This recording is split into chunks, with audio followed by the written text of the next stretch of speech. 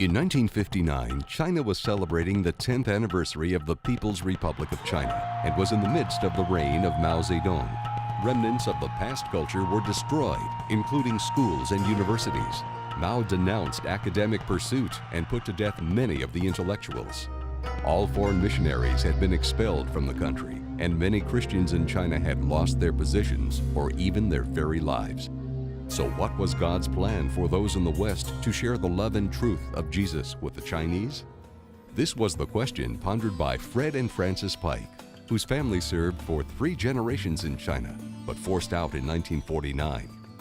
And God supplied the answer: to reach out to Chinese outside of China. During their return to the United States, they made contact with Pastor Stephen Wang in London. Pastor Wang had been a friend in China and had gone to London for further study and was not able to return to China after the takeover of the communists. The Pikes were excited to find Pastor Wang effectively reaching out to Chinese students in London. So in 1959, the Pikes, with their son James, officially formed the American branch of the Chinese Overseas Christian Mission to help with the outreach in London. In 1969, Reverend Donald McIntosh took the full-time position as president of the mission, and the mission began a rapid growth. Under his leadership, several Chinese were taken under support as missionaries reaching out to their own people in Indonesia, the Philippines, Australia, Canada, and the United States. Christian radio broadcasts were sponsored into mainland China through the facilities of the Far East Broadcasting Company. A piece of property in Fairfax, Virginia was purchased for a headquarters facility to house and inform others about the ministry. Many Chinese came to faith in Jesus Christ through these ministries. After Mao's death, new leadership in China realized that there must be trained intellectuals to lead China into the future.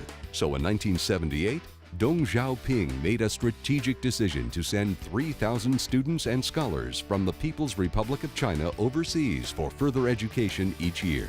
In 1982, Reverend Ernest Hummer became the president of the Chinese Overseas Christian Mission. During this time, International Student Ministries began to bring groups of Chinese scholars to stay at the COCM house while touring Washington.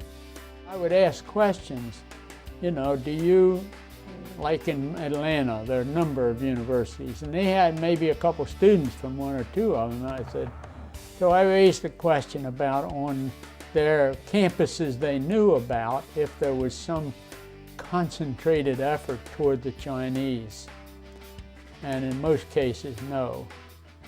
There were no workers in that regard.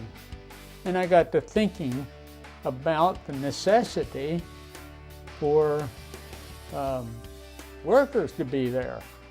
The opportunity for outreach to Chinese scholars became apparent, and the COCM board took steps to pursue this new strategic venture to share Christ with these top intellectuals. In 1988, China Outreach Ministries placed the first full-time campus worker at the University of Pittsburgh and Carnegie Mellon University. I think of the very first man who became a believer at the University of Pittsburgh, of what he's doing now in China, meeting with scholars on a daily basis and telling them about the good news of Jesus Christ. China Outreach Ministries currently is sharing Christ's love and truth with Chinese scholars at 41 universities. The opportunities are great. The need is here. There's 150,000 Chinese scholars currently in the United States studying. And so we're praying to the Lord of the harvest that this white harvest field would be reached. I've been at the University of Minnesota with China Outreach since 1994. This is a campus, one of the largest concentration of mainland Chinese anywhere in the world outside of China, about over 2,000. We've been able to do an outreach where we will first help them when they arrive. This past year, we helped over 100 new arriving Chinese with airport pickups and temporary housing. And we connect them with host families from American churches, establish relationships. After that, we have a monthly friendship dinner where we have about 150 people come each time. We also have socials, we start Bible studies and develop relationships. So those are all ways of building bridges here. That's more of what we do. Some stories of people. We've had a number who've come to faith while they were here. They've made friends with their hosts or with some of the staff or some of the student leaders. One woman, Chu, I'll call her, became a Christian. She went back to work in China, and shortly before going back, she attended a conference about how to share her faith with others. Within a few months of returning to China, she had led almost 25 people to Christ. They include family members such as parents, brothers and sisters, also relatives and friends so she worked with. We've found that the Chinese have generally been very responsive. Most are at least curious to learn about the Christian faith, and some are genuinely seeking. We've been very fortunate to have a number of people work with us. At first it was just me working with a few volunteers. Now we have other staff. We have 6 people on staff with us. But we have many volunteers of people who have hosted Chinese over the years. There's been several hundred people who have done that. A number of do it year after year. We have a student leadership corps as well. We have Chinese Americans as co-workers, and we meet once together. So a lot of the Chinese are leading Bible studies, running activities. Of course, what makes this all possible is my support team. They're the people who are, through their giving and through their prayer, enable us to be able to make all these contacts with Chinese personally, to organize these different activities and outreaches, and to be able to see so many Chinese come to faith and go back to China to reach others. One student who came to University of Minnesota as a Christian and got involved with us, he had a vision to start a Christian university in China. And during the course of his study, he actually got government permission to do that. And now he's received his degree and he's making progress to make steps towards seeing that happen. So that's unbelievable to have those opportunities to see what God's doing through the people here that we have contact.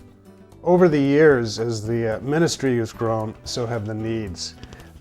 We actually had over 50% more ministry expenses last year than we even budgeted this year, but we're renting for places to meet, for Bible studies, for outreaches, and for co-leaders groups. We give out materials, and that seems to be an increasing need, particularly for the ministry expenses here. And so God has been faithful to meet these needs in the past, and we're looking forward to Him doing that in the future as well.